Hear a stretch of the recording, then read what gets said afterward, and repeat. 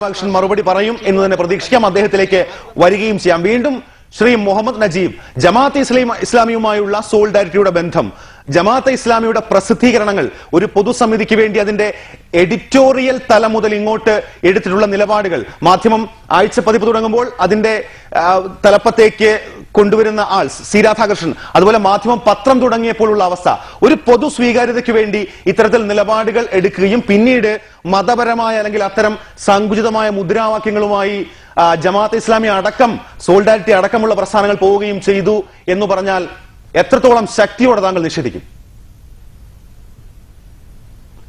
Solidarity ജനങ്ങളുടെ മുമ്പിൽ ജീവിച്ചുകൊണ്ടിരിക്കുന്ന ഒരു പ്രസ്ഥാനമല്ലേ? ജനങ്ങൾ അത് വിലയിരുത്തട്ടെ. ഞങ്ങൾ ആദ്യം മനുഷ്യരെ കുറിച്ച് സംസാരിക്കുകയും പിന്നെ ഏതെങ്കിലും സമുദായത്തെക്കുറിച്ച് സംസാരിക്കുകയല്ലോ ചെയ്തിട്ടുള്ളത്.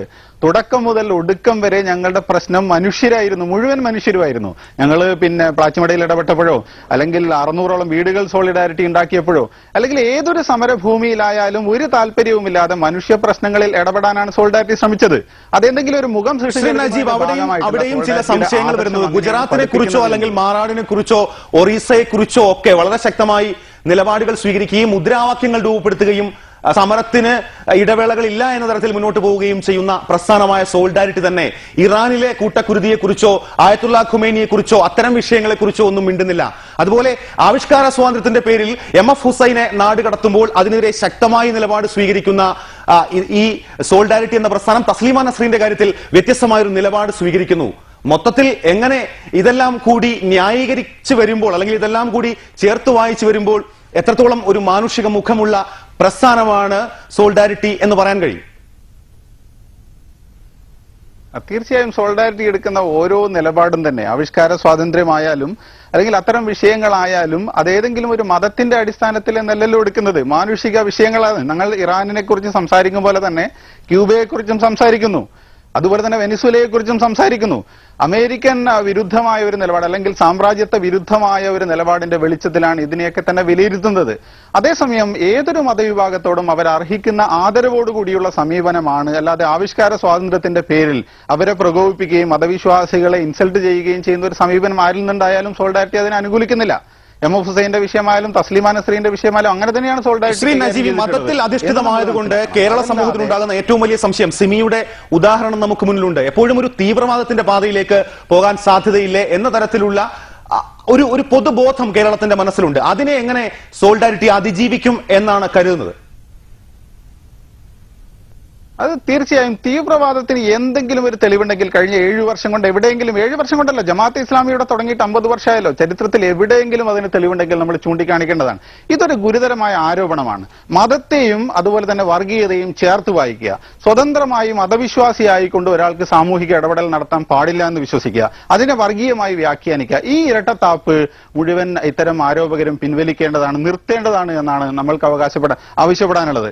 കാരണം സ്വതന്ത്രമായി തന്നെ ഒറ്റ കാര്യം കൂടി, അല്ലെങ്കിൽ ഒരു പ്രധാനപ്പെട്ട കാര്യം, സോളിഡാരിറ്റിയുമായി ബന്ധപ്പെട്ട് മന്ത്രി എളമരം കരീം പറഞ്ഞത് അതൊരു മാവോയിസ്റ്റ് ശൈലിയിൽ പ്രവർത്തിച്ചു അല്ലെങ്കിൽ പ്രവർത്തിക്കുന്നു എന്നാണ്. സോളിഡാരിറ്റി മാത്രം എടുത്ത് താങ്കൾ ഇതിന് മറുപടി പറയേണ്ട. പക്ഷേ ഇത്തരത്തിൽ മതവും ആദർശങ്ങളും ഇത്തരം പരിസ്ഥിതി പ്രശ്നങ്ങളോ അല്ലെങ്കിൽ അത്തരത്തിൽ ജനങ്ങളുടെ മനുഷ്യരുടെ പ്രശ്നങ്ങൾ എന്ന് പറയപ്പെടുന്ന തരത്തിലുള്ള പ്രശ്നങ്ങളെല്ലാം കൂട്ടിച്ചേർത്തു വച്ചുകൊണ്ട് രാഷ്ട്രീയത്തിന്റെ മുഖ്യധാരയിലേക്ക് വരുന്ന ഇത്തരം സംഘടനകളെ ഡിവൈഎഫ്ഐ ഒട്ടും ആശങ്കയോടെയല്ല കാണുന്നതെന്നാണോ?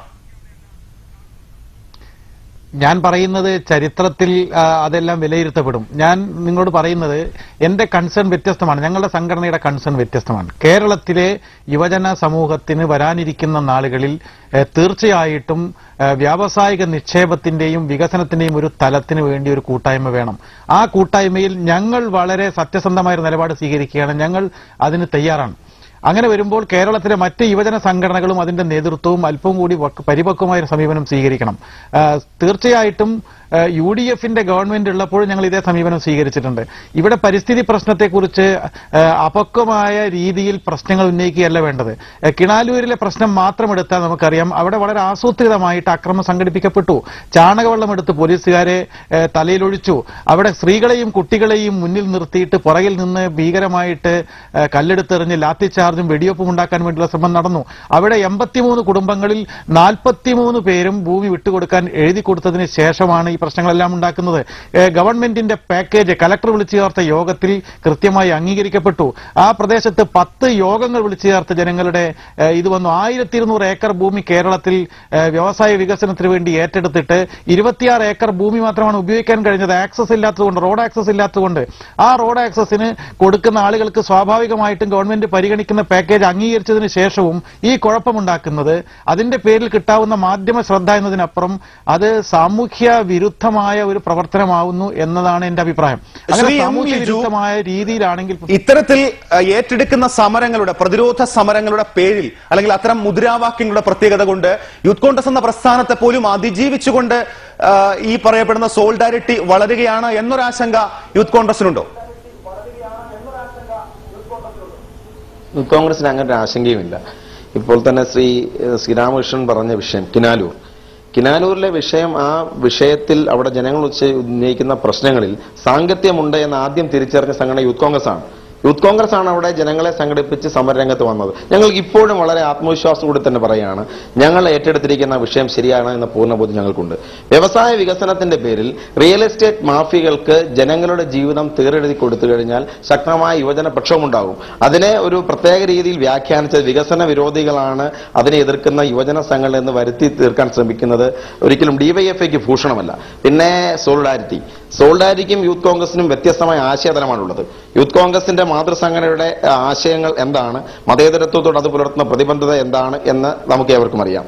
സോളിഡാരിറ്റിയും അത് പ്രതിദാനം ചെയ്യുന്ന അതിന്റെ മാതൃസംഘടനയും കേരള സമൂഹത്തിന്റെ മുമ്പിൽ അനവധി കാര്യങ്ങൾ തെളിയിക്കുവാനുണ്ട്. ജനകീയ പ്രശ്നങ്ങളിൽ ഇടപെട്ടതുകൊണ്ട് മാത്രം തീർച്ചയായും എല്ലാ പ്രശ്നങ്ങളും, ലിജു പറഞ്ഞ പോലെ എല്ലാ പ്രശ്നങ്ങളും തെളിയിക്കപ്പെടേണ്ടത് തന്നെയാണ് കേരളീയ സമൂഹത്തിന് മുന്നിൽ. ഏത് യുവജന പ്രസ്ഥാനമായാലും അതിന്റെ രാഷ്ട്രീയ സാമൂഹിക ഇടപെടലുകളും ജനപക്ഷ സംഭാവനകളും തന്നെയാണ് പരിഗണിക്കപ്പെടുക എന്ന കാര്യത്തിൽ യാതൊരു സംശയവുമില്ല.